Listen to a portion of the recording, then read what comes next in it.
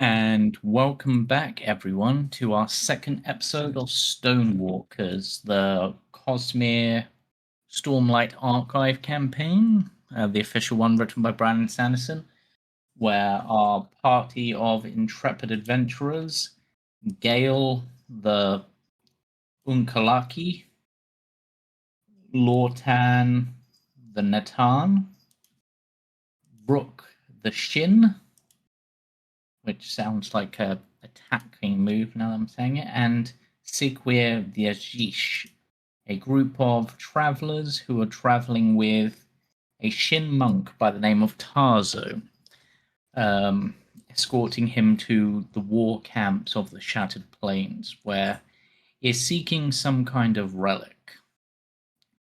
However, on their travels, the party become aware that a high storm is due shortly and take shelter at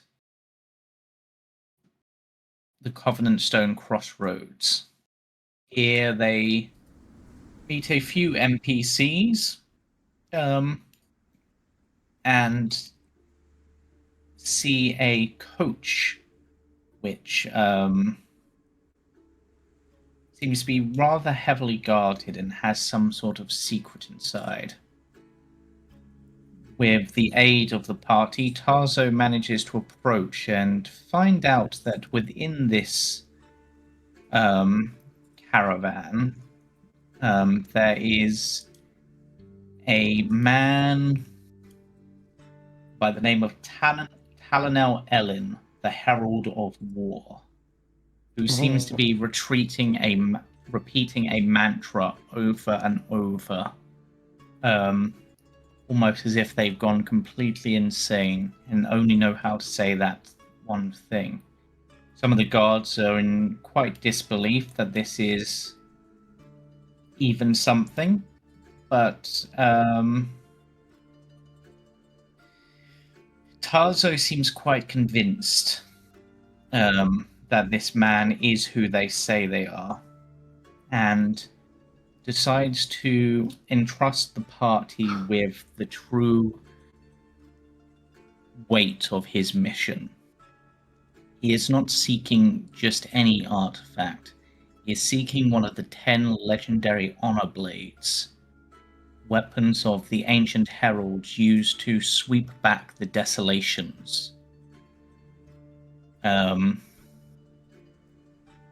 However, now the heralds are lost or fallen, and the Shin Stone Shamans have been gathering the honor blades, training with them in order to protect Roshar from the next desolation and the return of the Voidbringers. And it seems that his group are not the only ones after it. For 3 of his compatriots were killed before he was able to be saved by yourselves, and that's how you began journeying with them. And he has basically asked you to keep everything secret, as it's important that we don't cause strife or bloodshed, particularly a battalion of hot-headed soldiers about. He wants to travel with the caravan until the war camps and learn what they can, believing that the honor blade itself may be within this very caravan, but not something that the party can currently take. Before we continue, does anyone have any further questions for Tarzo?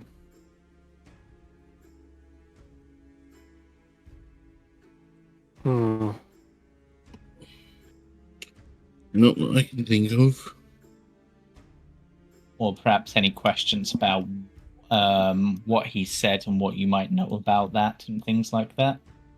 I think we did discuss Desolations. a bit of that. Yes. When was the last desolation? I believe. Just checking my notes.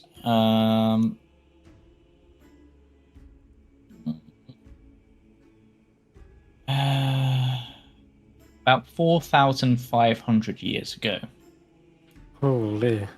I'm surprised there's even any records of those left. From what I think particularly your people, Sigwyr, know is that one of the most devastating things about the desolations, and this is perhaps reinforced by what Talonel has said, is that a lot of what was known is lost during the desolation. So previously, things like knowing how to forge steel might have been forgotten in the past due to these desolations, or even the basic ability to read and write. Okay. Because the desolations are so consuming, they basically almost wipe out recorded knowledge. Okay. Which is why it was believed that the one 4,500 years ago was the last desolation, the one where the heralds finally drove back the Voidbringers once and for all. But it seems with the return of Talonel and with Tarzo's mission and what he said, that is not the case. It was merely a delay of things to come. Oh, wow. There's a lot of heavy stuff going down. Oh. And the last desolation, is it something that was repelled by these blades? Or was there something more? So, from what the stories say and from what our people have discovered about the blades, they possess incredible capabilities far beyond anything that even the greatest warriors of our time have ever been able to achieve. They are said to make shard blades look like mere toys. So there's a high likelihood that they're capable if they got their hands back on it. But is it the wielder or the swords themselves that have gained this notoriety? Both have a certain level of notoriety about them. In our hidden monasteries throughout the Shin homeland, a chosen few have been trained to use the blades to protect Roshar from this upcoming desolation. So the blades themselves can potentially be wielded by anyone, but the heralds are, of course, the most capable of wielding them. Or were. Though in their current state, perhaps not so much. It seems they went a bit mad. Is that as a result of fighting the demons themselves, or some other aspect? It's That's an interesting question.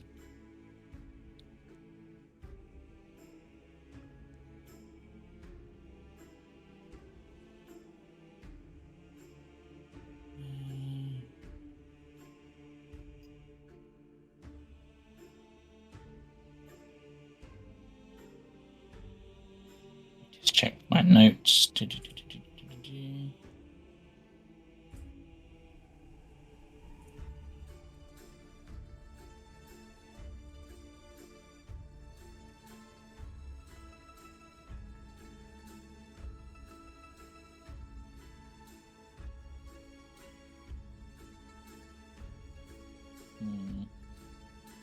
Doesn't have to be something he necessarily knows. Yeah, I'm I'm not sure. All I know is, from what the tales tell, is something was different about the last desolation. Something different about how these Voidbringers were driven back. That's why it was believed to be the last one, but what that difference is, I don't know. That would probably be someone much higher up. Perhaps one of the monastery leaders might know, or the farmer might know, or... And he does use the term the farmer as if it is a title. Okay. In that case, yeah, who sorry? The farmer? So this would be something that you would actually know, Chris, as your character. So in the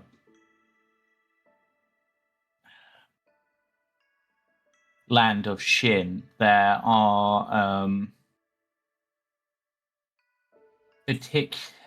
they divide people into essentially two groups: those who add and those who subtract. Oh, that's right, yeah. And farmers, as being ones who add, are sort of quite high ranking to some extent. Let's see if I can find. The farmer is a leader among them that wears a many-colored robe. And he is essentially in charge of the farmers, to put it simply. Almost,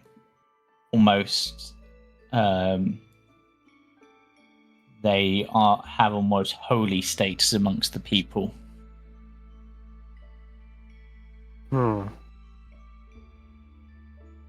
What is their role exactly? Just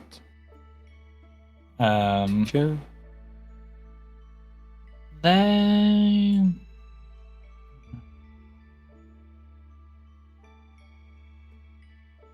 just check my notes, because I do have this in my notes.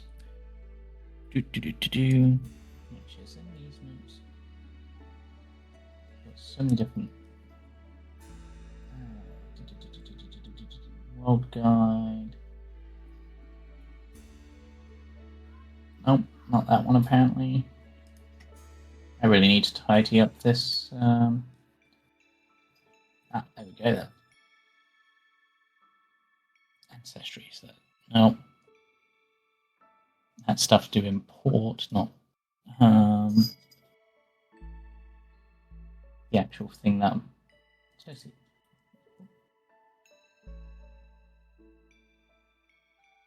Oh, why are they both called that? No.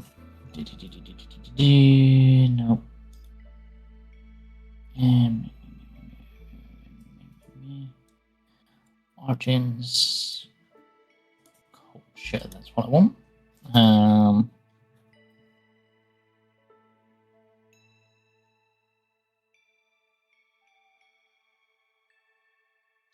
that's not where it is either. That's irritating.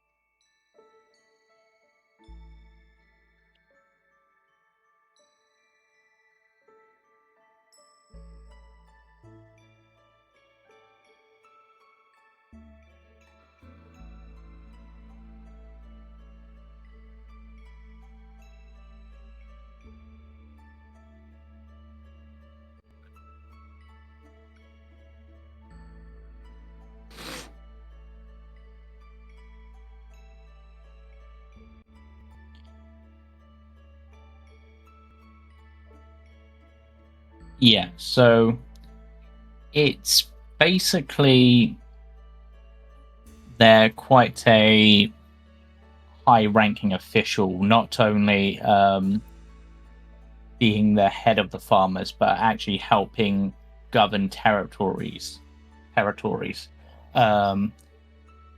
They to some extent, define morality for their people. And they're known to wear a highly elaborate, fine, many-coloured robe. The point that some people simply refer to them as colours Nimi. I see. Okay. Other specialised figures include the general and the cook. Intriguing. All right.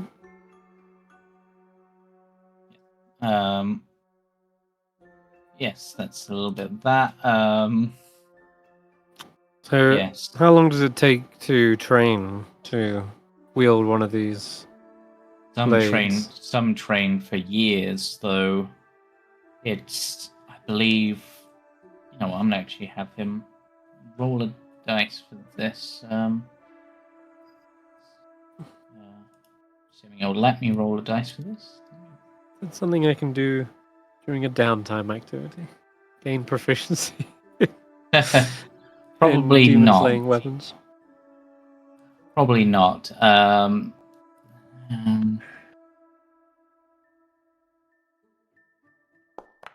Depends on the trainer.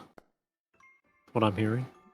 It depends on the trainer, but also on the blade itself and you as an individual. Some people are, from what I've heard and seen, are more predisposed to wielding certain ones due to the abilities they represent.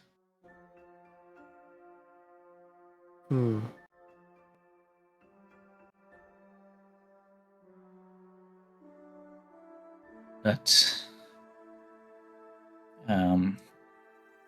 he's perhaps gathering to say more, and we will actually have an event happen as soon as I find my journal page, because I lost it for a moment. There we go. A commotion draws the attention of both caravans. In the center, a teenage girl wildly gesticulates towards the road. Purple fear spraying gather her to her feet, and her voice is frantic. The wagon! It's stuck and Pa won't leave it! We need help! Please! It's everything we have! The Alethi soldiers seem concerned, but after a glance up at the gathering storm, they shift in place, trying to ignore the girl. Svalka, the fashionable Phelan merchant, cuts in. We cart your weapons and wine. Surely you can spare a few soldiers.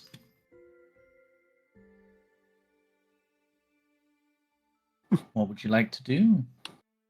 Well, she seems really, really like upset. So of course we should help. But is it urgent? Like the storm is about to hit us? The storm is very close.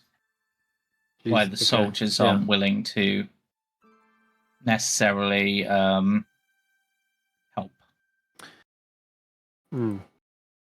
Oh, then I guess I wouldn't be hesitating or asking follow-up questions.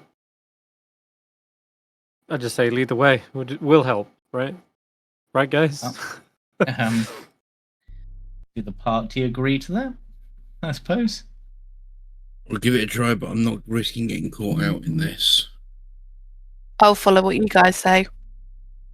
We can try, but we give it sort of 1, maybe 2 goes before this is on us, so we'll have to leave it then. Svalka introduces the young girl as Hannah, the daughter of Tet Rebin, the missing wine merchant that they mentioned. Hannah explains that the wagon, it's maybe a few hundred feet back down the road. And as she says that, there is a rumble of thunder in the distance. It got stuck in the crems. We need to hurry, please. Yeah, let's not waste time then. Yeah. If you, one of the other people you met, Borden, says, If you can bring it back, then I'll give you 50 marks and my personal gratitude. But that's Rebin to bring back. If you can bring the wagon, that's all the better. Rebin, yeah. Very well. Alright. Okay, so I'm gonna start sprinting down towards the car. Yeah, it says a few hundred feet down the road. Let me take you to the map. No, I clicked the wrong one. Oh, that's different how I thought that was going to work, but whatever. Let me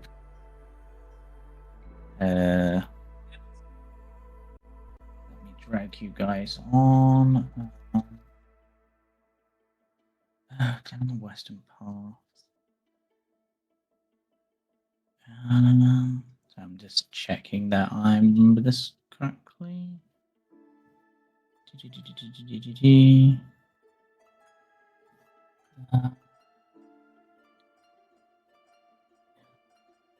Yeah. So let's drag you onto the map. You're coming from the west, apparently. A little down the western path. Now you're going to the west, not coming from the west. Okay, you should hopefully be able to see the map. A little down the western path, a wagon and shoal are stuck in the muck. The crab-like shoal waves its legs uselessly, having fallen at an awkward angle to a large puddle of wet creme. As the wind picks up a balding, red-haired, veteran man, strange for all his might while tugging the rope attached to the beast. Let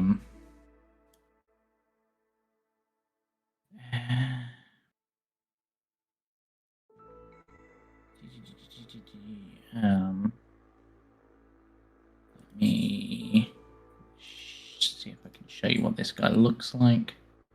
Let me. This is kind of what he looks like, but imagine with a little bit more red hair. And Let's see why he's struggling. And this is a young girl who's probably not smiling right now. Probably doesn't have the hat either. I was gonna say, that's not storm weather attire. Yeah. The man you would expect is Tet Rebin, who is futilely trying to move the weight of his choal-drawn wagon. He doesn't seem to have noticed your presence. All right.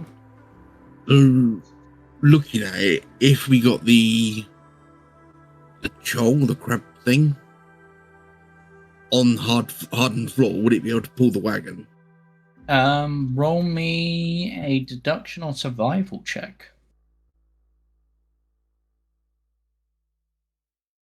Oh, they're both 1, so what's the worst that could happen? Those dice. That makes sense to you. You're not sure, but it makes sense. Okay. Hannah rushes up. Dad, people have come to help, but we gotta hurry. Svalker and Borton are really worried. I'm worried. We need to get safe from the storm. Well, we can't leave the wagon behind. We'd be bankrupt without it. He continues to struggle. How heavy are the choal? Roughly. Well, they're large crab monsters, so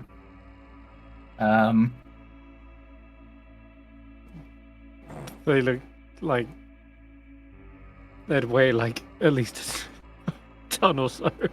Yeah, they're not really lightweight creatures.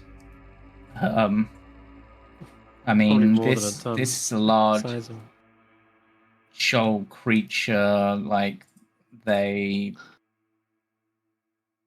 by themselves can lift 500 pounds. I can lift 200. Yeah. So, does So- anyone want to further check out this pit or what to do before they try to help? Yeah, so if there's no... I'm going to check for any other immediate dangers other than the storm itself. Okay. The pit being one of Okay. them. Give me a deduction or survival test. Deduction or survival. Deduction or survival. Let's go with deduction.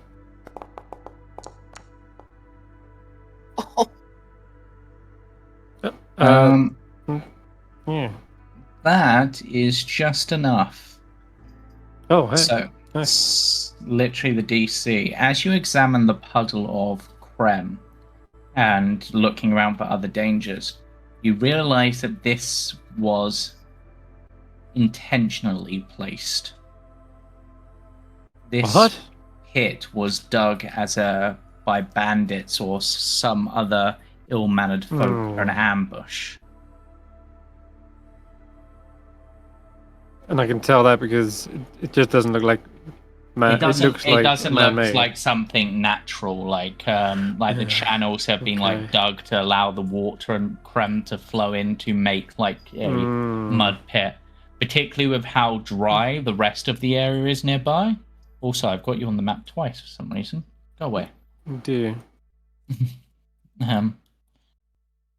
Yeah. okay. 'Cause- Will bring that to the attention of everyone and say, wait. That's not a natural pit. Someone dug that. Check the high rocks there. There could be an ambush. Okay. Right. So, Right, so who would like to check out the high rocks to see if there's anyone potentially coming for an ambush?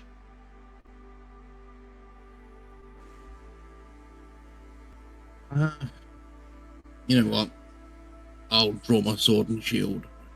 Yep.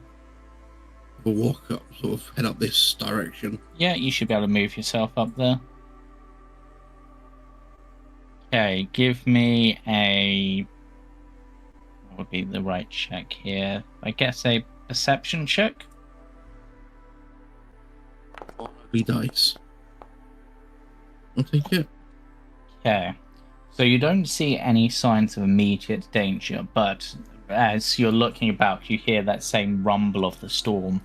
So perhaps whilst this is designed to be an ambush for wagons, it's perhaps more people will abandon their wagons, and then once the storm's over, we can steal from it, you think, maybe. Okay. I'll shout that down and sort of slide down towards the shoal. Yeah. So, Okay. you think nearing the shoal and how it's scrambling, and based on your earlier thing, you could attempt to either physically lift the shoal and flip it over, which is possible, just difficult. Or you could attempt to try to calm the shoal down and get it to flip itself. If you want to flip it, it's athletics. If you want to try to calm it, it's survival. And this is going to be an endeavor. I mean, both my athletics and survival are 1, so does anyone else want to do this? What does an endeavor entail? That too. So an endeavor is basically, in this case, is going to be a skill challenge, basically, yeah. So we need several successes. Yeah, before failure. And they can be all? Do they have to be all 1, or can we do a combination of you can survival you can do a few different ones if you want to think of another way to help engineer a solution. If you want to actually abandon the wagon and just get this guy out of here, there's ways for that. Right. I did have one idea. Go for it. Well, I have a shield that's metal. Hmm. If I could get it under its, because you said it's sort of on its side almost, wasn't it? So you're Get thinking it of using it under it almost and like a lever. using it as a fulcrum, yeah. Yeah, that could work. Just have a look at. Lortan will, if you position it under, Lortan will roll the athletics check because Yep. they've got a +2 to that, and I'm gonna allow them to raise the stakes on this. And Onyx, get off my cables. Yeah, I'll do that. I'll position the shield sort of under it and sort of start trying to, I'm not obviously you doing to harm it, but just trying to keep it from going any more mental. Yeah, let's see what we get. Ooh, that's a 9 with a complication. Please don't break my shield. No, but as Lordhan's trying to do this, second, they are stuck in the mud, which is difficult terrain and will require an agility test to basically move through it, and failures will cause them to become restrained. Oh no. What have we got that we can sort of have we got any like rope that we could tie around Lordan, and then I can do an agility like a pull? Yep, I'm sure between the party or even on this wagon, you have rope amongst you, so throw down the reins from the chow. Yep, if you want to roll me an agility check, Sigwir, or an athletics check, whichever you prefer in this case. They're both the same, so I'm going to go with agility. Let's do it. Yeah. Oh, let's go. Nice. So, I wasn't going to have this work towards an opportunity for this. In regards to the endeavor, this was more just to help Lord Tan. But I'm thinking because of the nat 20, the way you sort of pull them and they're gripping it allows them to start rocking the chol, not enough to like flip it over, but to get somewhat closer to it. So now if someone else was to try, they might be able to succeed. If someone else would like to try a survival or now you could possibly, now that it's part of the way, a survival check to convince it to and calm it might help more. I can give it a shot. I've had some experience with these crabs before on a certain bridge. All right, the big crustacean. Let's get you out of there. I'll try to coax them out. Dang. And like I can see where their legs are, where they might not be able to see, and I'm like tapping a leg, like, right, move this one. Okay, now grab here, and I'm like tapping the ground, directing their limbs. In this case, if you wanted to, I'm going to allow this to also be a raise the stakes check, should you wish it to be. Sure. Let's raise the stake. Raise the crab meat. Well, that's a success and an opportunity. So nice. That's very good. So you managed to right this crab, and now it's beginning to slowly pull itself out. And Tet, as part of this, will throw some more rope to you to basically wrap around the chol to help, or the wagon to help pull. Excellent.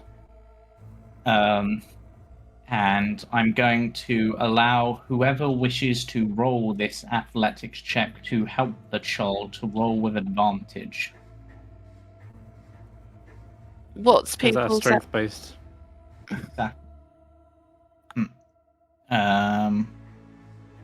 So Because I'm not strong. Lortan's got a +2 to athletics. Yeah. I think they might be the. Well, Sigwir's Mine's- also got a +2 if you want to roll Sigwir. I have Yeah. agility. Yeah.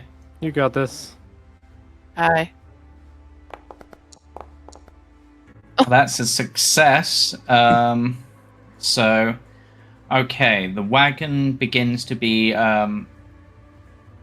You manage to start pulling the wagon. It's now slowly getting out of the mud. The chull is managing to get onto its solid ground and slowly push its way up. It lets out a strange little noise in almost thanks or perhaps relief. You're not fully sure. It's almost, I suppose, for want of a word, it's almost a musical note in its thing that perhaps gives, particularly you, Gale, the fact that it's perhaps joyful about this. Yep. Gale will sort of put his hand down on its shell and just sort of pat it and just say, "Good boy, yeah, like, good work." Yeah, and that is you've got 1 failure, 3 successes. So yes, and as part of this, that should be. Wait, I can apparently. I can actually. Why would you lock the tile and then tell me I can move it? I can actually move the wagon. Oh my. And it runs us over. Yep, they're so excited, they just keep going. I knew I should have eaten it. All right. Now, keep up the momentum. Let's go. The storm's right behind us. It's just got Gale keeping up pace by pulling little shells and whatnot out of his pouch and eating them.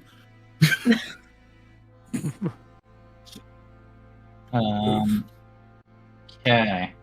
As you are proceeding,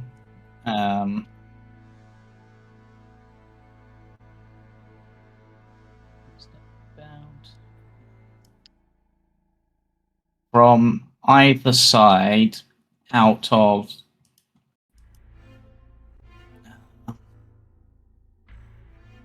the wilderness, now that they've perhaps been observing and seen that you've been successful, have decided to make their move. I knew it. 4 bandits emerge.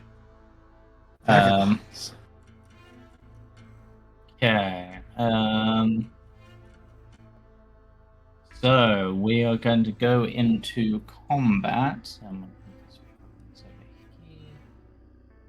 Remind myself how I even start combat again, because still getting used to this. I just add you all on easily. Does that work? Oh, that actually did. Holy crap. 1, 2, 3, 4 bandits, 1, 2 NPCs, 1. Okay. So, on this first turn of initiative, Rook, are you going fast or slow? Fast. I'll keep Lortan on slow for now, I guess. Gale, fast or slow? I'll go fast as well. Okay. Sigwir, fast or slow? Fast. Okay. So that's and you can basically decide to act in any order you want. So who wants to go first of the fast players? Well, I feel like I had a good sense these things were around, so Rook was definitely eyes peeled for them. Yeah. I will. Drawing my weapon isn't an action, is it? It's just I believe that's there was something with that. Race, banter, grapple, interact, move, grab, strike, ready, recover, shove, strike, uses skill. Evade, avoid danger. Not that I'm aware of, I'm going to say. Okay. Alright then. So, I will draw my staff, I think. Yep. And have it ready to ward them away from our little crab friend. Maybe I sort of stand in readiness for them. I guess what's the dodge action here? Is this for an enemy targets with an attack? You use your reaction to spend one focus point. Disadvantage on the attack. So that's more of a defensive reaction. It's a reaction. Okay. Yeah. Yeah, and that what's all right. So most of these are reactions. Disengage. Get advantage. Grapple. Ready. Yeah, so you can ready yourself to do an action. If that trigger occurs at the start of your next turn, you can choose the chosen action in response to triggering, even if it's not your turn. Okay. I think I'll actually stay my ground right here, because I have a knife that I could easily throw at one of them as well. Okay. And that's, yeah, they're within range. I'll go for this guy right here. Okay, so if this guy moves within range, you're going to bop him, basically. Or I know, I can throw the knife right now. Okay, throw your knife then. So I think target them. There's nothing to click to roll. Unless I think... I think you have to... You potentially not got it equipped. You need to click it to equip it. So there's like the actual... on the weapon, there's like two swords together that say equip. Oh yeah, I see them. Yes. Yeah. Okay, cool. And now, does that allow me to roll it? And then I think in your actions, which are the 3 arrows, you've now got strike knife. Yep. Okay. See it.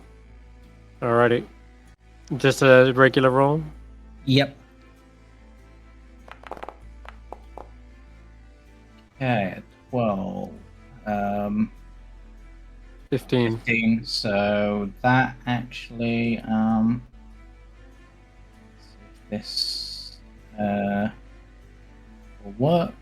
There you go. Your dagger hits him, knocking him back a little. Perfect. Then I've got a second action, right? Yeah. Quick question: what does a reaction cost, or is that separate to the rest of the actions? That's a separate thing. So that's you basically. I think like you have like one reaction each turn, sort of thing. In that case, then I'll equip my other knife. I draw 2 knives, one from either like sleeve on my cloak, and I'll throw both of them towards him. Okay, let's see. So that one does miss, but I didn't want to get it bloodied. It's my fancy one. But there is something with this, if I remember correctly. Handbook, combat, actions and reactions. Strike uses skill.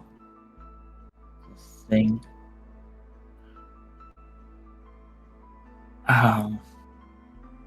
Okay, so this is so with the strike action, which is what you've done. It has to be an offhand for your second attack. Okay, sure. Which just a sec. I have a cat that's just pulled some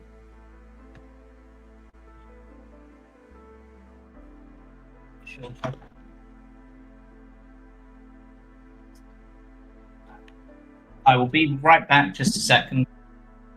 No problem.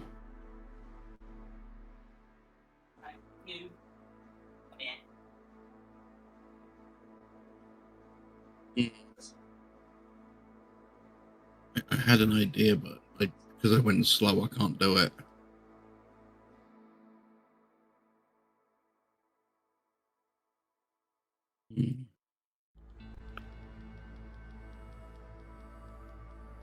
Right. Sorry about that. Let me just check something, because there is also a thing with your dagger in particular that I don't remember what it does. Because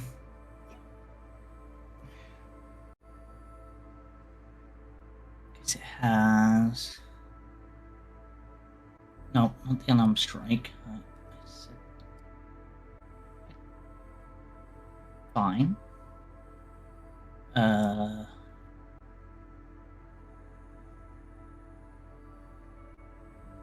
Alright, just trying to find the thing.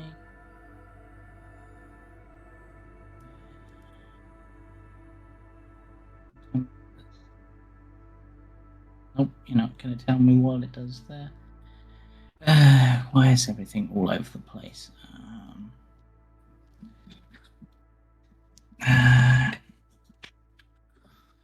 Where is it? Items, that's what I want. Weapons.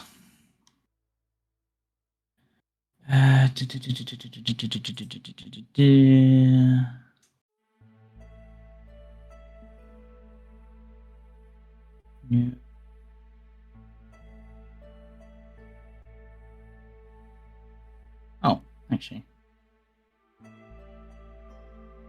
Okay, so it actually is an action to draw a weapon. Okay. No, so we'll just ignore the second I guess attack. I draw and throw. Yeah. Yeah, it's you use the interact action. Okay, no. You still have an action, because when a scene begins and you're not surprised, assume you can instinctively draw your weapon before the first round. So you'd have a weapon out and can throw it, but you still don't have an action to draw another one to throw it. Okay. Also, I've just realised you were encumbered. Not now that I've thrown my knife. Yeah. It's very heavy. Yeah. So that's what do you want to do for your other action, I guess? I'll draw the other knife. Okay. And that's just a warning shot. Anyone else who wants to try it will also get a knife in the chest. Okay. Gale, do you want to go next? Yep. I will move up to here. And that's one of my 2 actions I get, isn't it? Yep. And then I'm going to use the brace action. Okay, I need to remind myself how that action works. I know it's a thing. Raise your shield to take cover, or attacks give disadvantage. Yep. I found a quick reference guide. Yeah. Okay. I was looking through things, going, "What the hell is this? What's this?" And I found a quick action guide. Okay, so that's your 2 actions. Sigwia, what are you doing? I am going to... Is moving classed as an action? Yes. Right. So I'm going to move slightly more towards where the cave is... Not cave, the mountain is, where the one is standing at the top. Okay, feel free to move yourself. There we go. So you're just moving to there? Yeah. Okay, anything else? No, I think that'll be it. Okay, do you want to ready an action for if they come nearby, so you could ready to swing your quarterstaff if they come close? Have I got a quarterstaff? You've got some form of weapon, I'm almost certain. I've got... No, you've got a knife. Knife, yeah. So you could attempt to swing your knife. They come in close. Yeah, can do. Okay, so that's them. So then, this bandit will pull out the knife from in their chest, and I'm gonna have them charge down at you, Rook, and they are going to. I use my reaction here to dodge if they're. Yes, you can. It costs a focus point, but you can. The focus point is span. Did we start with? So you were down 1 for some reason, but I can't remember why. But yeah, right. Now, so he runs in. That would make a disadvantage, but he would have advantage. So would he? Yes. The bandits have a feature called momentum, where if they move at least 10 feet in a straight line towards target, which he has, then they make a mace attack against them. They have advantage on that attack. Okay, well, at least it's flat now. Yeah, I'm just checking something with the dodge action, actually, because disadvantage is kind of weird. Yeah, it adds a disadvantage, so I guess they would basically out. Yeah. Because technically they could have multiple advantages, but they'd be on different rolls. Because you could have an advantage on the damage dice. Weirdly. Right. But he will roll and swing. I don't believe an 8 is going to hit you. But can he... defense is... Is it defense? Physical defense? Yeah. Is what you use? So 13. So 13. Yeah. That's a miss. Yep, so he's not going to use a focus point for that. So that's his turn as one of the slow moving ones. Just duck down underneath it and kick a bunch of dirt in his eye. Nice. Okay, let's move on to the other bandit. Oh, I did that really well. I put the melee ones as the fast ones. Okay, this one is going to charge at you, so you get to attack him because you readied your action. Sigwa. Yep, no problem. So if you target him by hovering over him and pressing T, I think it is. And then on your actions, you should be able to do strike knife. Okay, let's have a look.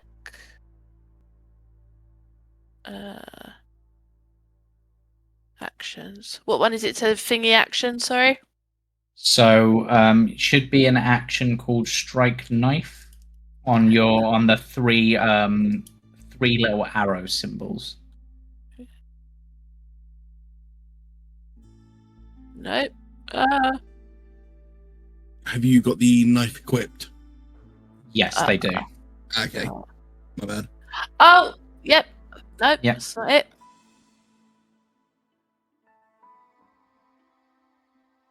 No, it's not add weapon. I do apologise. Oh.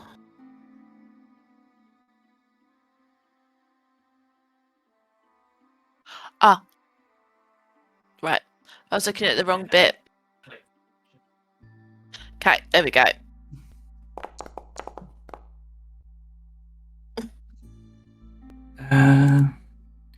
Well, that's definitely going to hit. So, out to the bandit. Gets stabbed.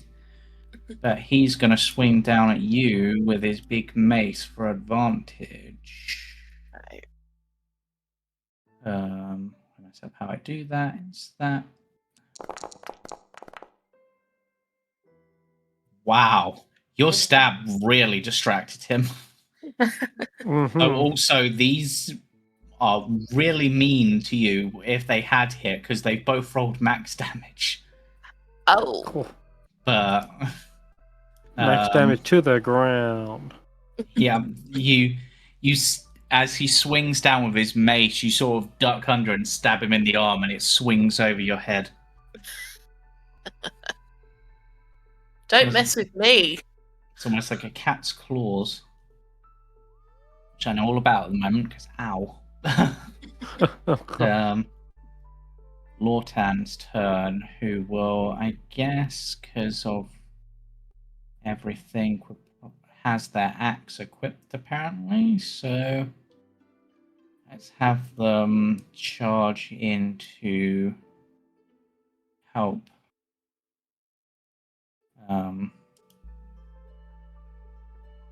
You, I think.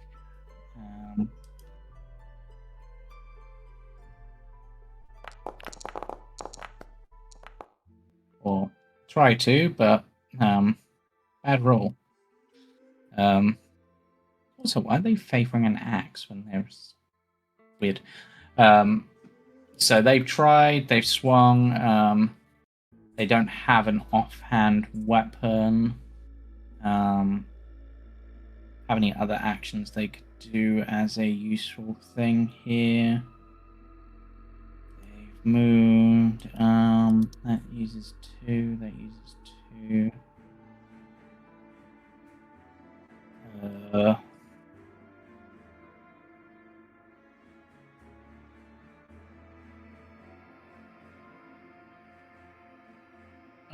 Okay, that's interesting.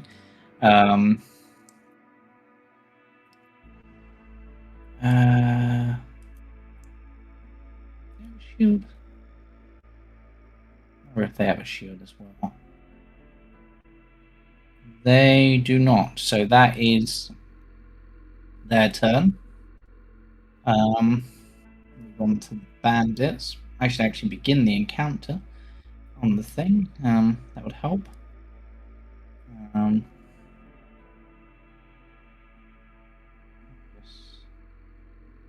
Nope, that's not what I was trying to do.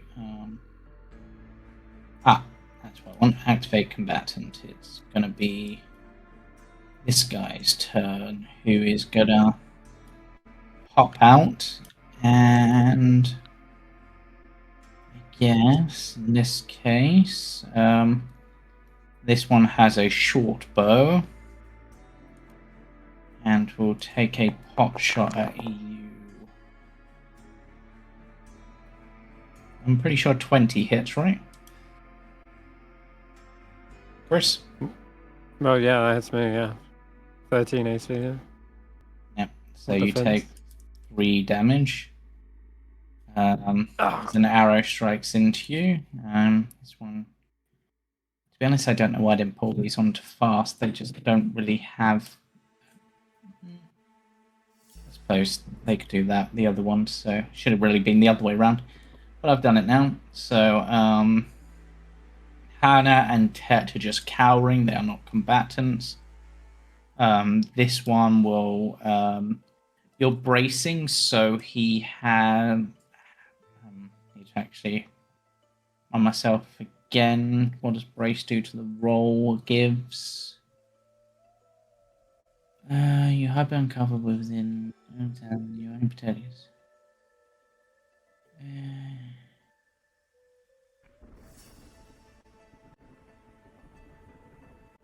So they will take a shot at you, but they have disadvantage because of your shield.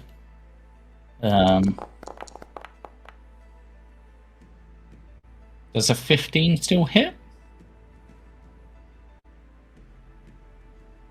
Me, yeah. Tank. Oh. I'm sorry, yes it hits. Okay, so you take... No, not that one. You take that. There you go. Yes, because none of your armor has a deflect value. Put holes in my shield. Yeah, they attack with disadvantage, but unfortunately, it's not quite enough. This one's apparently a very talented trick shot archer. I'm honestly surprised. No, whatever. So that's their turn. Back to the top of the round, where you can choose to move fast, or you can choose to move slow again if you want. I'll take slow this time. Okay, move you to slow. I'm going to move Lortan to fast, because I don't imagine them doing more than just their swings. Chris, fast or slow? I'll go fast again. Sigwyr, fast or slow? Fast. Okay, I'm going to swap my two bandits around in terms of which one of them is moving fast or slow. Right, I'll just do Lortan's turn first to get them out the way. They will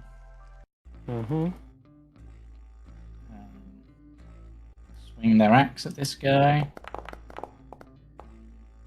That's better. Nice hefty 4 damage because of their deflect value. It's fine. This one's looking pretty badly injured now. I would say bloodied, in fact. Rook. Okay. And try and... You say the one in front of me is bloodied, or...? No, the one nearer. No. That one's bloodied. This one's badly injured, but not bloodied. Okay. In that case, I hope you can finish that one off, Sigwyr. If not, then maybe I can. Wait, can you go first? And if you don't kill that guy, I'll try and finish him off. Yep. So you can attack him again with your knife? The same guy that I'd done before. Yeah. Okay.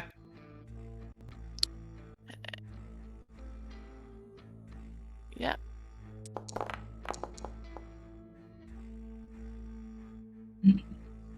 Well, that means how does this game use it meets it beats? No, that's the world guide. I hope it is. Yeah. I'm just gonna say because it'll be very hard to unlearn. Yeah. Meets beats. It's not the case. Attacking. Oh, jeez. Make a skill test against a specified defense. Each ability specifies a skill which that attack uses from that defense determines the test DC. For example, the strike characters against physical defense. I think you got your answer there. Determines the DC. Yeah. Yeah, I'm gonna say. Beats. Yeah, I'll say meets beats because I. And if anyone watching knows otherwise, then they can let me know. Quickly swap over to you. I think it's when you said it determines the DC, whatever thing is. So yeah. Okay, so back to the chat. Oh, that's a very good hit with your knife. Max damage. Unfortunate. No, wait. No. As your I mean, I suppose as this is your first time killing someone in one of these games, how do you kill him? You said last time I got him in the arm, didn't I? Yeah. So I think she'd probably go, possibly for the throat. So you sort of ram it up and stab through the throat. Yeah. Ugh, don't mess with the librarian. Right, which brings it back to you then, Rook. Cool. Then You've seen the brutal subtraction of this guy's life. I can focus on this guy now. I will take 2 swings at him then, I guess. You can do 2 attacks, right? It's within the... if you've got both weapons 2 actions. equipped, then yes. But you don't have both weapons. I got my fancy knife. Yeah, but your second attack has to be with an offhand, and you don't have. No, what about if I was wielding like a two-handed staff? Then I think you only get one action still. I think there's like special features for that, which we don't have yet. Oh, really? Okay. Yeah, it's kind of like early D&D where the only way you can do it is with like an offhand attack. Alright then. Then I will say that was just a regular one. Now it's time for you to face the fancy. However, there is something you could do if you want to use your action for something. Yes. There is the gain advantage action, where you use one of your skills to seek the upper hand over your opponent, such as through clever tactics, unexpected feint, or superior strength. You explain how you're doing so, and then you can make a test, basically. And on a... Okay.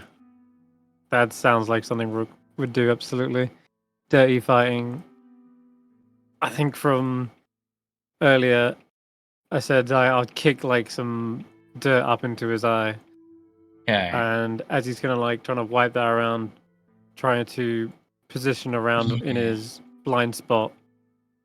I'll say...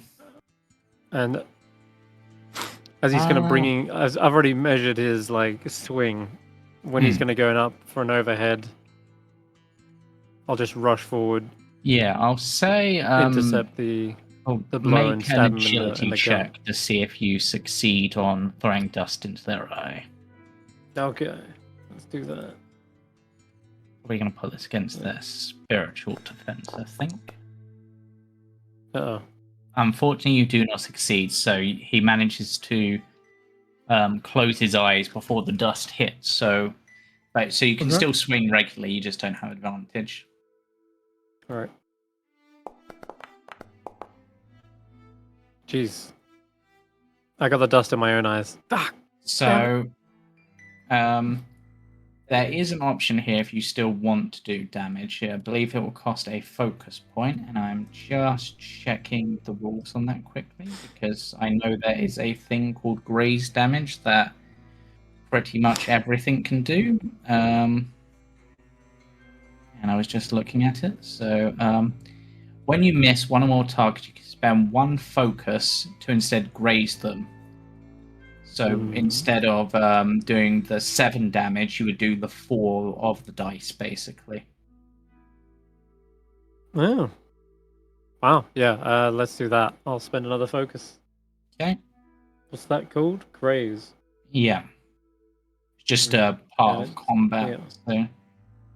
So, you hit. His armor absorbs some of the blow. But he has, you've managed to do some damage. Let's see where it's gone. Okay, so now it's the 2 archers' turns. This one, I guess, having seen you take down their ally, Sigweir, will try for a shot with their bow. Okay. 17 does hit, because none of you have. So, half your health in one arrow. Wow. And then this guy is going to use his other action to move a bit to there, I think. The other archer who's up against you is going to move about a bit so that he's no longer being blocked by your shield. And he is going to try and fire a shot at you from here, but I think an 8 still misses. So yep, I've got 14 physical. Okay, which then brings us to your turn. Gail just turns around, sort of smiles, and just sprints at him. Okay. That's 1. Yep. Hover and T, isn't it? Yep, or Alt. Yep. Alt also works. So, first attack He's going to swing his side sword. Yeah, I see where you're going. I think, yep. That's probably causing damage. How's he looking? You almost one-shot him. And then I'm going to one-shot me. I'm going to backhand with the shield. Okay, so that will cost you 2 focus points, I think. Shield to say offhand weapon. Yes, but to attack with oh wait, it's got the offhand feat, so it's 1 focus point, I think. Melee weapon, it's shield melee one-handed defensive, it says. Yeah, but it does say, you don't have the offhand trait with it because you're not an expert in shields, so it would be 2 focus. I should have swapped my shield and side sword and had my side sword in the offhand because that is an offhand weapon as well. Yep. I'll remember that the next time and swap them round. Yeah. So I mean, I'm still going to do it. I'm going to burn 2 focus to backhand to crack him around in the mouth with my shield. Damn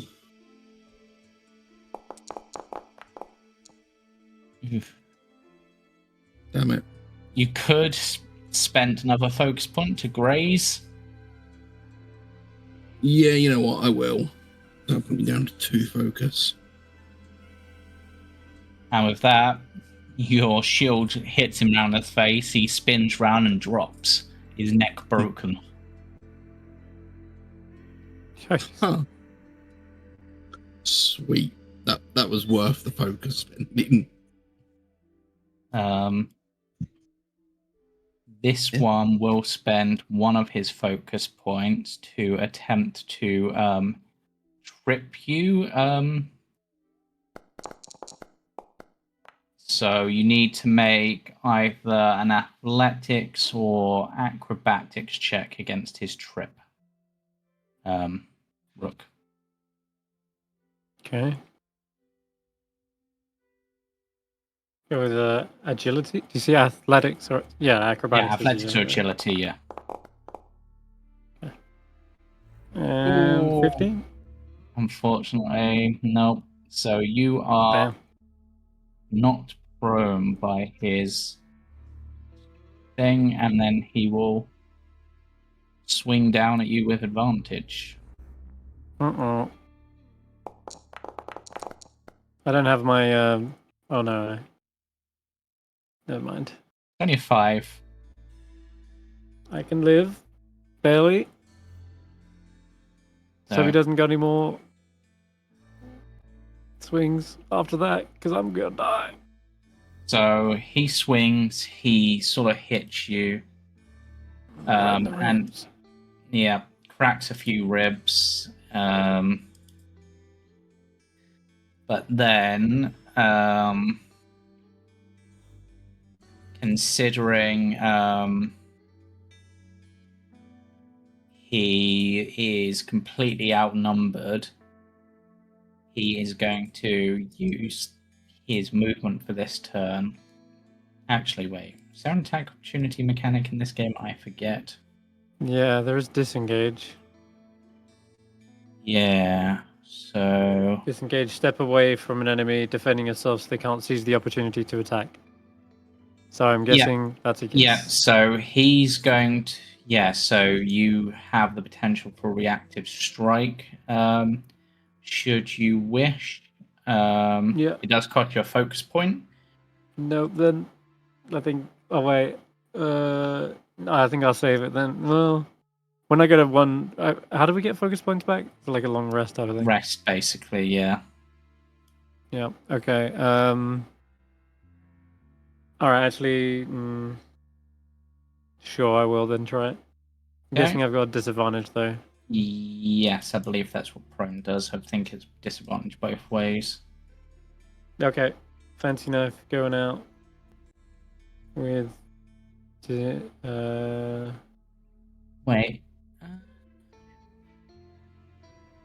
You are slowed. What does slowed do? No, you actually don't have disadvantage on this. Okay. Melee attacks have advantage on you, but not That's I don't know a what the 50. D4 was. Sure. Oh, it's the damage. Yeah. It's the damage. Of course it is. Yeah. All right. Yeah, I'll just slice his Achilles heel as he turns He tries to to run. You sort of just sweep out, slice through his heel, cutting off his entire foot with your fancy knife as he drops down dead. Nice. And with that, the combat is over. And as if to herald that there is a booming crack of thunder. It seems the high storm is very close. But you do have...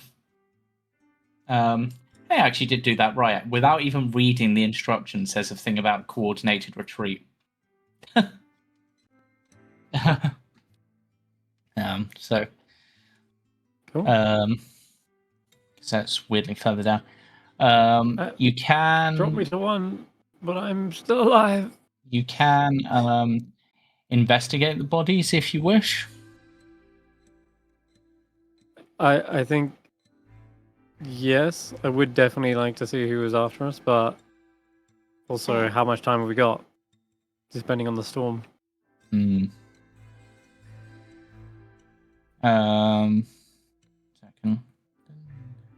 Can always also chuck one of the bodies on the wagon. I know that seems a little grim, but yeah, you could. That way you can investigate it later. Yeah, if you want to chuck. You could quickly check them over for yeah, or if you just want to chuck one, I'll just chuck the one you killed on. Yep. Are these weapons worth anything, or is it they're just kind of they're just like clubs? They're just clubs, really. The bows, perhaps, but it would depend on how likely you are to use bows. If it's agility based, I'd like a bow, but does a bow use them? It's a ranged weapon, so I believe so. Cool. So if you want to add a short bow to your sheet, I'm just checking the thing here.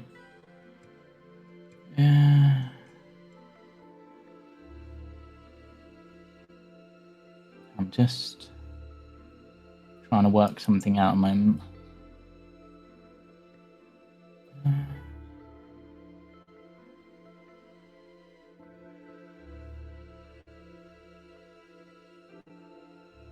Okay, so you return to the camp with Rebin.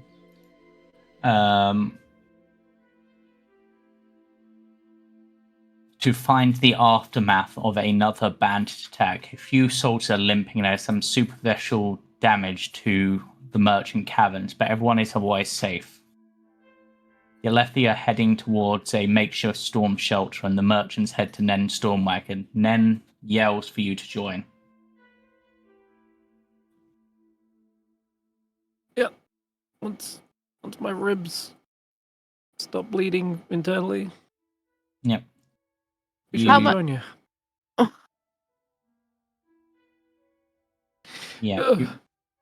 You're able to gather in the storm wagon to still crawling. Recover to some extent. Let's get you off of prone, because I imagine you. Yeah.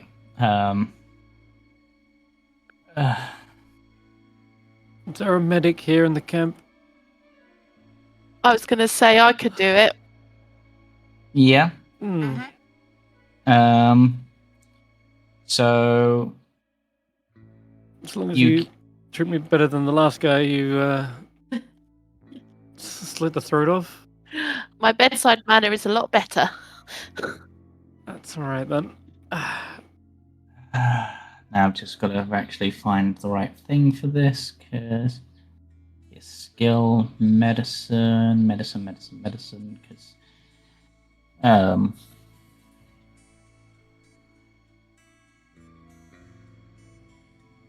apparently not going to allow me to do a Control F, which would be really useful. Space? Oh. There it is. Medicine. Quickens. Medicine measures your ability to heal yourself and others through your knowledge of anatomy.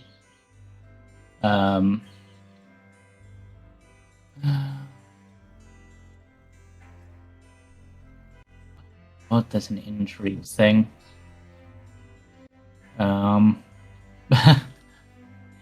Yeah, getting injury table. Was that? Yeah. Yep.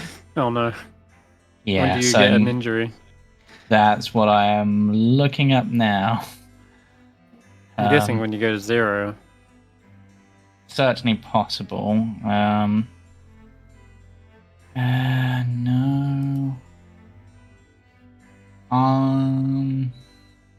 Conditions? No. Damage, injury, and death. Temporary injuries heal up to specified duration. Yeah.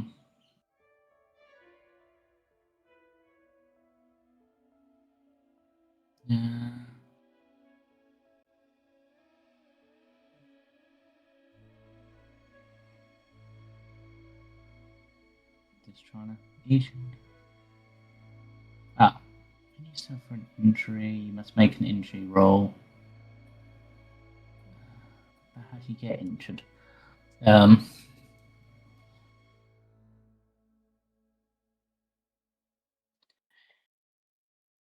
You always suffer an injury when you're reduced to 0 health and when you take damage while at 0 health. Other effects can also cause injury, but in this case, that would not be the case, so you're good on that.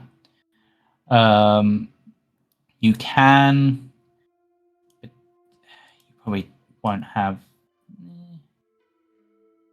I'd say...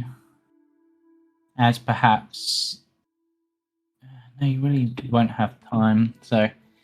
Perhaps as you're going to prepare your medical equipment, Tarzo looks over the bandit you brought back and notices a glyph on their face. He looks behind and into the distance at the fast approaching storm wall where the bandits that attacked here ran. Understanding dawns on his face. They have the honor blade. I don't know how they did it, but they have the blade. He sprints off, jumping over rocks and shrubs toward the looming storm wall, his broken arm swinging awkwardly. Does anyone decide to follow into the high storm? One job! Into the high storm? Do you mean, would you like to jump off a cliff? Is what you're asking? To some extent, yeah. I chase after him. God. No weapon. You're chasing after him? God, no. Well, that's stupid. I thought you were serious for a second. I mean, has anyone got a long bit of rope we can sort of use like a lasso and throw it at him? If I was in any better condition, maybe I would run after that, but look at me. Yeah. Can I try that just out of sheer hilarity? Just grab a length of rope and try and lasso him? Unfortunately, due to the high intensity of the winds whipping up, you're not able to. You can see in the distance the storm wall that stretches thousands of miles in both directions, swallowing the hills that rushes towards you. It hits the Covenant stone cliffs an angle 100 or so feet to the east. Rain rattles the ground, creating a deafening drum beat. And in the distance, Tarso looks impossibly small against the enormity of the storm. But you have decided to remain safe. Yep, screw this. In the wagon. Yeah. Just dives headfirst into the back of the wagon. Bortin sort of nods. Aye, your friend might be desperate, and he may be your friend, but suicide is never the good way to go, particularly the storm. Quick, into the storm wagon. And a minute later, after you get into the wagon, the storm hits. The impossibly high storm wall engulfs the hills, reducing Tarso to a speck as he runs into it. Nen locks the door of the storm wagon, plunging you into darkness. What do each of you think about as you wait for the storm? I can't help but feel like this was all orchestrated, like dragging people away. Maybe it wasn't just that it couldn't have been a coincidence. I guess I'd be trying to look over the body for any evidence to support that claim. So the main thing you see on the body is something that Tarso noticed in what's caused. There is a glyph tattooed crudely on his wrist, and anyone who wishes to can roll me a lore test. I'm +4 on my lore. What's everybody else? You can all roll. It doesn't have to be just one person. I got 2. You'd expect Lortan to have good lore. It's a pretty drawing. Sigwyr gets this. So, and it's not surprising as you have expertise in religion, so you actually didn't need to roll this. I just realized, but you have so anyway. But this is a glyph known as Pala, and is one of the 10 fundamental glyphs of Voran theology. It is associated with emeralds, plant life, knowledge, and generosity. And just check that I'm remembering this right.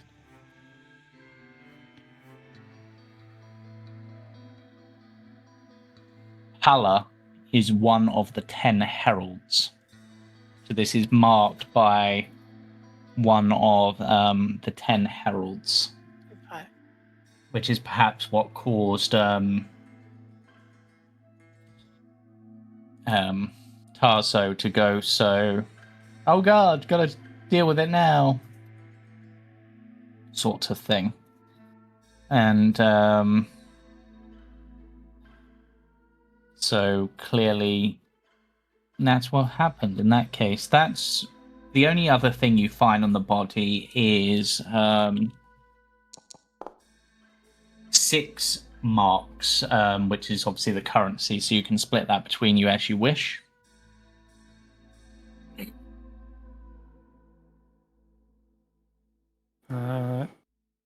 Right. 2, 4, 6. Yeah. Lortan doesn't know what she's missing. Yep. So you can each add 2. Yeah. So how long do these storms sort of last for? They can last anywhere between, say, half an hour to a few hours. Is that diamond mark or is it just a regular mark? Diamond mark. They're all. Yeah. They're all diamond. Okay. Yeah, unless I specify otherwise, they'll be diamond.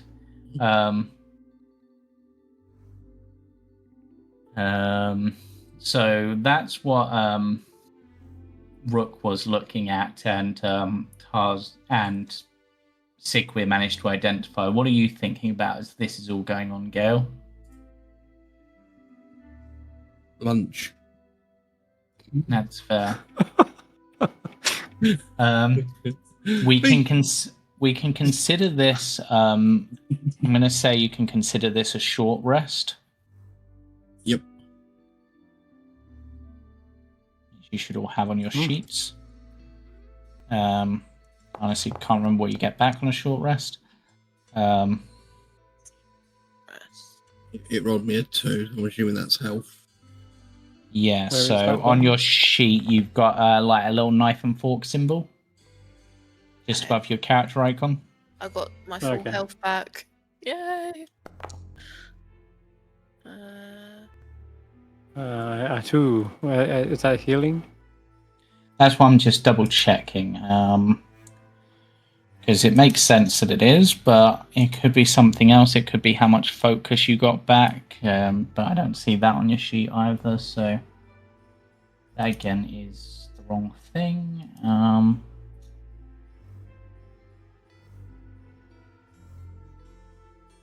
Nope, I'm going to do that. Adventuring, it's probably going to be in here. Downtime. Resting section, short rest. Yes. So yeah, after a short rest, you can roll recovery die to determine how well you recover. Add the roll result to your current health, your current focus, or a combination of the two. For example, if you roll a 5, you might choose to recover 3 health and 2 focus.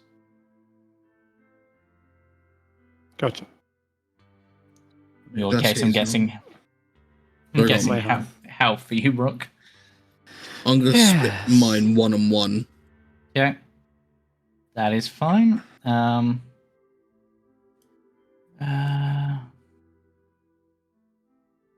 me just get up the next bit.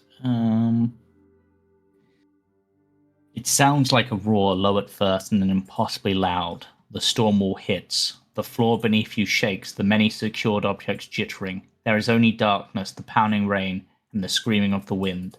Nobody speaks.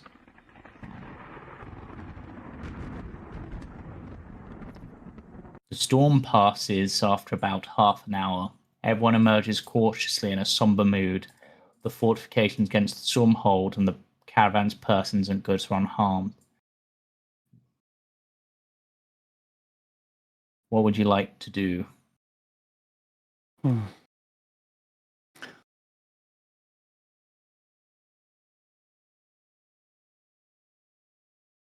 would like to recover. I would like a long, long rest. And a warm bath. Away from this blasted canyon/desert. Wherever we are. You should probably go find your friend. Even if he's not alive, he probably deserves the honor of being buried properly, right? Kind of got too far. I can't believe he ran into the storm.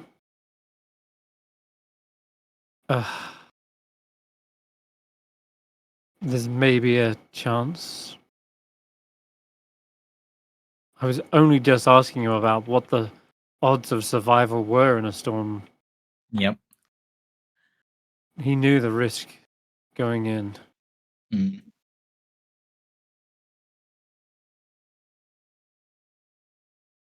But yes. Okay. If there's a chance we can find his body, we should look for it. Okay. As you head out into the aftermath of the storm, you notice the ground is slick with fresh creme from the storm. And after a little bit of traveling, you notice a strange stone formation, like a small wave, where you find Tarzo huddled in a ball. You can all roll me a survival check. I'll include Lord 10 in this, just...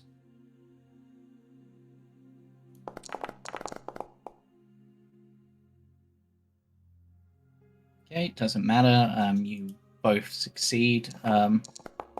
Actually, all 3 of you succeed. The stone formation isn't natural. It isn't something formed by a high storm, but somehow this stone has protected him somewhat. But you see Tarzo bleeding out heavily. He is in dire straits. Sigwe is going to go over and assist him with medical. Okay, roll me a medicine check. 5 and 9. How is he still alive? Oh, not great. He actually roll again, because I'll say you can use your opportunity from earlier because you didn't have an opportunity to use it. So okay. No, same again. He smiles and holds onto your hand. Thank you, my friends, but I know it's the end for me. But I saw it. The honor blade. The assassins, they're led by a golden-skinned man. They he was too powerful. The storm meant nothing to them. Blood flecks his lips before he continues. The blade was my mission. Please, you must finish it. You must unite Talon's honor blade with the others in Shinobar. Go to the war camps. My stone shaman brothers have hired a powerful ally. Her name is Liss. Find her. She will know what to do. He pushes himself up, then falls back against the ground, his breath rattling in his ribs. He forces the next words out. The shamanate will reward you. I swear, you are Stonewalkers, but you may be all that stands between this world and the next generation. And he then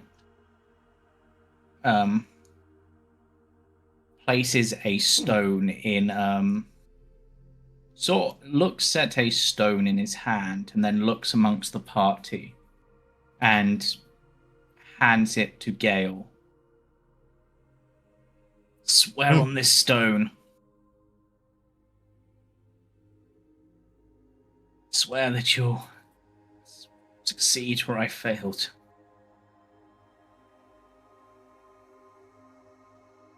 Do I just say yes or? It's up to you. How would you react? Okay.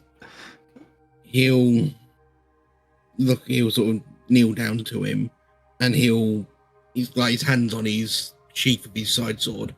He'll slide that up and run his thumb on the edge of the blade, and then take the stone, press his thumbprint on it.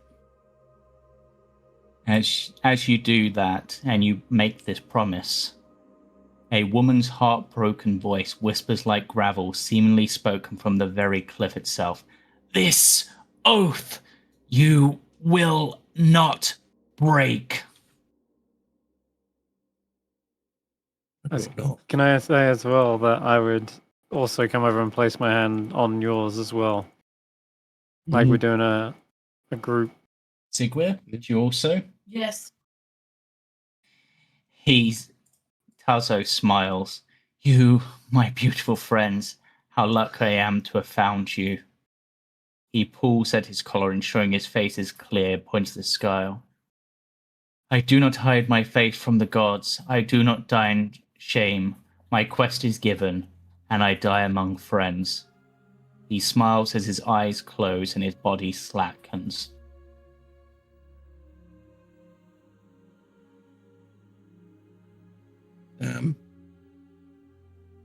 Storm has claimed him.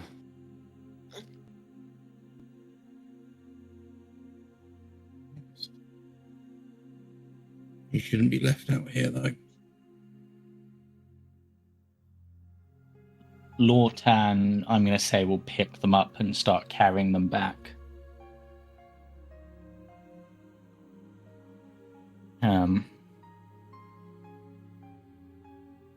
And probably, and Gale, I will say, for you feel a strange urge to keep the stone that he made you swear the oath on. Yep. Almost like there is something special about it, even though it looks... let me just find the thing.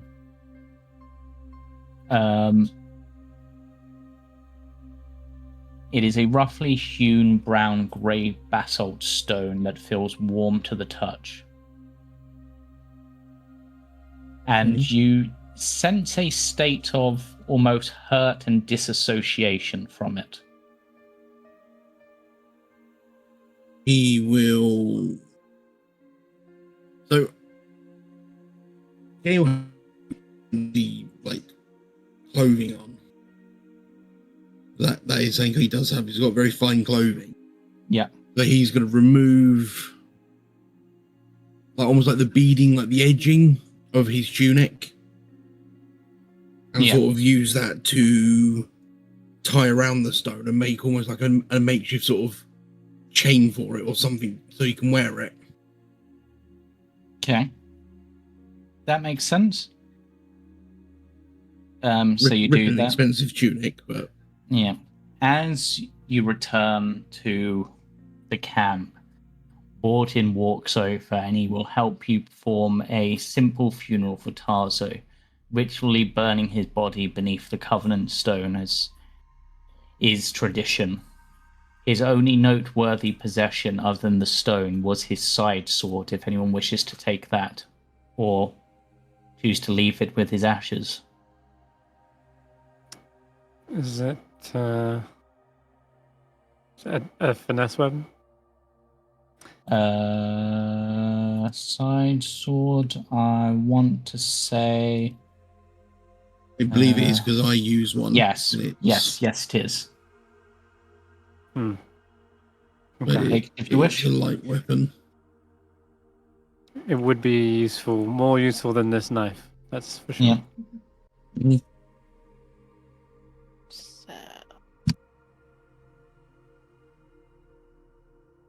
Also, sorry. This I didn't realize. And is probably what you removed as part of your medicine check, Sigwir. Mm-hmm. There was a dagger embedded in Tarzo's body. It looks like it was made from a spearhead, but it's etched with the same glyph that was on the bandit's wrist. Right. Okay. It looks somewhat like this. Oh.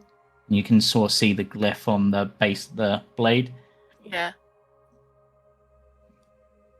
Okay. But Doesn't that glyph match one of these? Yeah.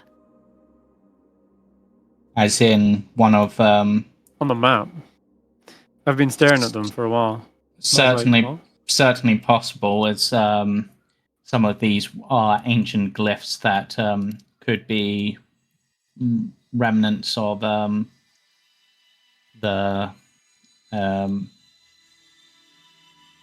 could be other ways of honoring the heralds. That would not be surprising. They could be, as this glyph is associated with like greenery and stuff, it could be for that.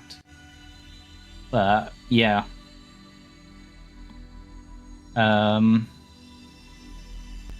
So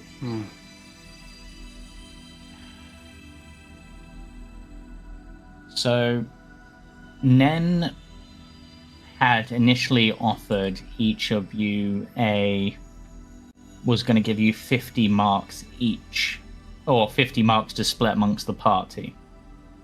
However, they have instead, if you wish, they will give each of you a weapon of your choice between a javelin, a short spear, and a long spear. I just got my weapon.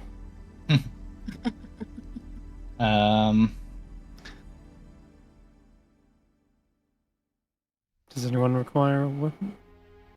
Just looking at what those weapons would be. Long spear is a heavy weapon, which none of you really use.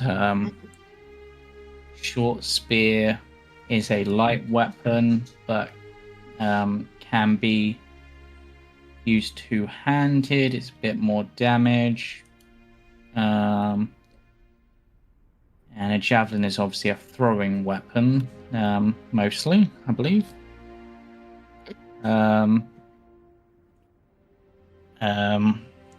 Overall, the value of this amongst 4 people is probably going to be worth more than the 50 marks would be, because a javelin is 20 marks, a short spear is 10. Wow. So we're saying we should take the weapons and sell them if we want the money? Potentially, yeah, though I think it's going to be like half price to get them back, sort of thing. But if you wanted to just take the 50 marks and split amongst you, you can. Up to you guys. I think I'm content with the weapon I've got now. I got a good selection off those encounters.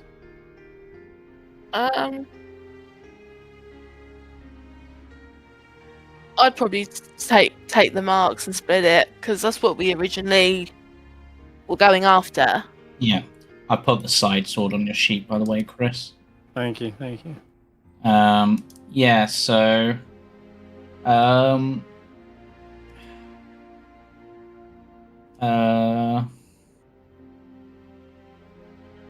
don't think I have a way to create, like, a thing for that, do I? So if you want to split that between you, I guess you can, like, split the 50 between you, however you decide to divide that up.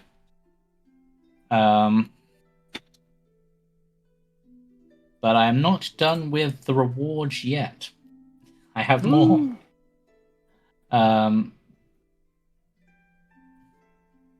Rebin walks over and he gives you a bottle of Auburn wine, which is worth 150 marks. And he tells you to find him at the Ornery Chull in the Colin War Camp. So I'll add the wine to your sheet, Gail, just as a random person to have it on.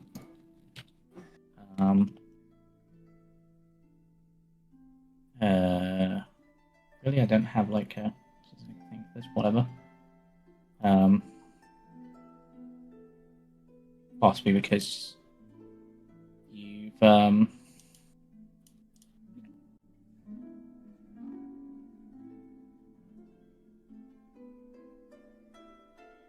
it's a very valuable wine, as you can imagine.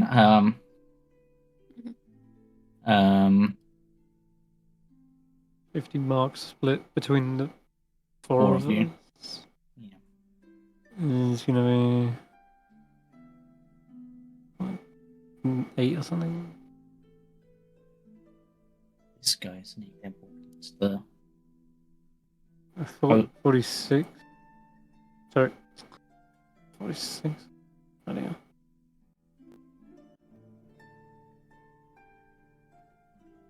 Did 12.5 marks. Yeah, so if you each take 12 and then give the odd to Lortan, because they didn't get from the 6 earlier. Fair enough. Alright. So what would that be? 12. So they'd get 14 rather than brings them up to 20. Let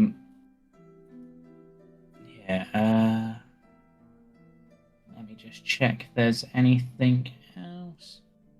So we're actually close to somewhat being able to wrap this up.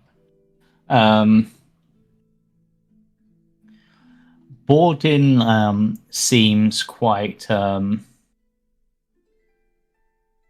pleased with you. He's a bit iffy about your actions with the wagon, but considering you helped Rebin and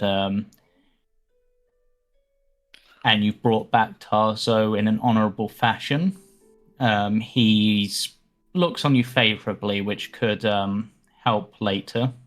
But the question is, do you report the theft of the weapon? I guess we should decide that as a group. Now, the less people that know about a legendary weapon on the loose, the better, right? Because we already suspected these guys as maybe wanting to use it for their own ill-gotten means. They could go and use it as a powerful weapon in war, which is not what their purpose is. It's to defend the realm, right? So we're left with the question: Is it better the less people know about it, the better, or is it just a legend at the moment, or do Tarzo seemed convinced it was real. Oh. And it seems if he's accurate in that it was stolen, then clearly there's some other people who think it's real.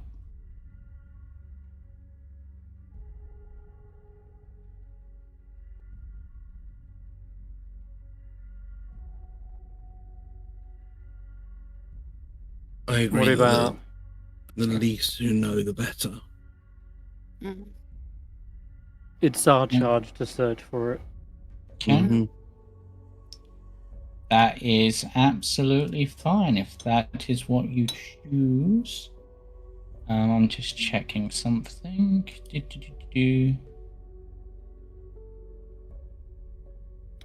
We can ask about the rune or this organization that might be in the possession of it, but let's not go and openly advertise that this sword is up for grabs. James, would I have kept the knife with the glyph on? Yes. Yeah. Is it? How do I just add that to my inventory? Yes. Okay. I can add that on quickly if you want. Thank you.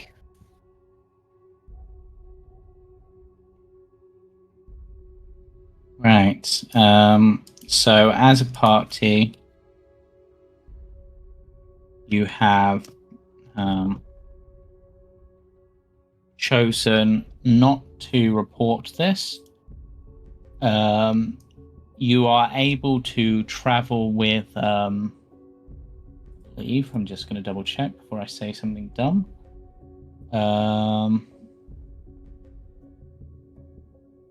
Yes, you're able to travel with these wagons to the Shattered Plains. And that is where we will end tonight's session. All right. As we have successfully completed Chapter 1, and congratulations, you will all have hit level 2. Yay. Ooh, talent point, right? Yes, but before we should probably do this off. Actually, as you're traveling along towards the Shattered Plains on these wagons, Gale, you hear a voice in your head. Speak the words.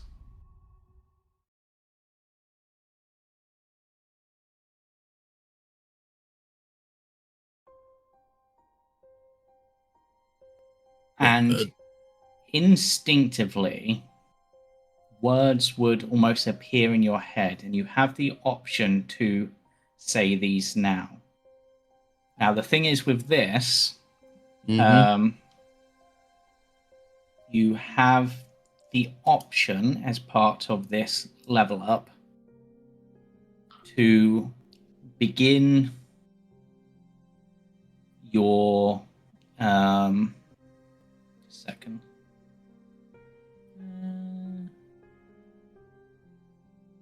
to begin your path towards becoming a Knight Radiant, if you wish to take that path.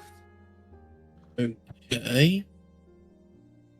Essentially, you don't know what the Knights Radiant are as a character, and obviously as a player to some extent, but it seems the voice is coming from the stone, almost like it's wanting to grant you power. Okay. And you can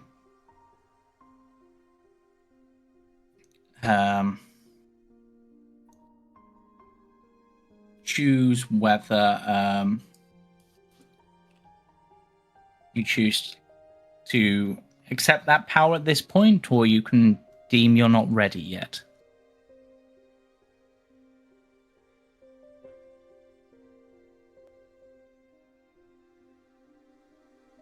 You know what? I'll say the words. Okay. Then, just because it's fun, I'm actually going to message you what the words are, and you can choose to say them. As soon as I...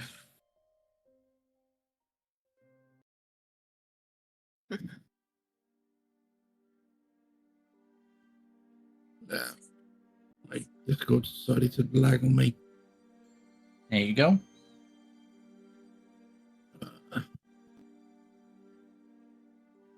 Hold on, dude. My Discord has decided to go non-responsive. No problem. Because of course it did right at that moment. I can also attempt to Facebook it to you, I suppose. Got it. Got it? Yep. So hearing this voice, as we're traveling, are we sort of walking alongside the wagon, or are we probably in the wagons due to the combat? I would say, at least initially. Okay, then he will go to the back of it and sort of sit on the back of it, like with his legs hanging over the edge. Right. Sorry, this is me going it too quickly ahead. So at this point, you sorry, just to correct, you're not quite ready to speak the words, I will say. No. But you're beginning. Sorry, this is me misreading one of the rules. You have to update your Discord before you can speak the word. Essentially, at this level up, you can take the first ideal talent, which will grant you access to investiture and grant you a goal to speak the first ideal, which is what I sent you, but you're not quite ready to do so. But instead, this connection is allowing you to perhaps some of your wounds, you would see the part you would see for a brief moment, perhaps a slight glow to one of the wounds, or as you're forming this bond, some of your wounds actually close up. But we'll end the session there. We'll do the level up off stream. But yes, so all right. Thank you, guys. Thank you very much. Back next week. Yep, we should hopefully be back next week. So bye for now. Bye-bye for now. Bye.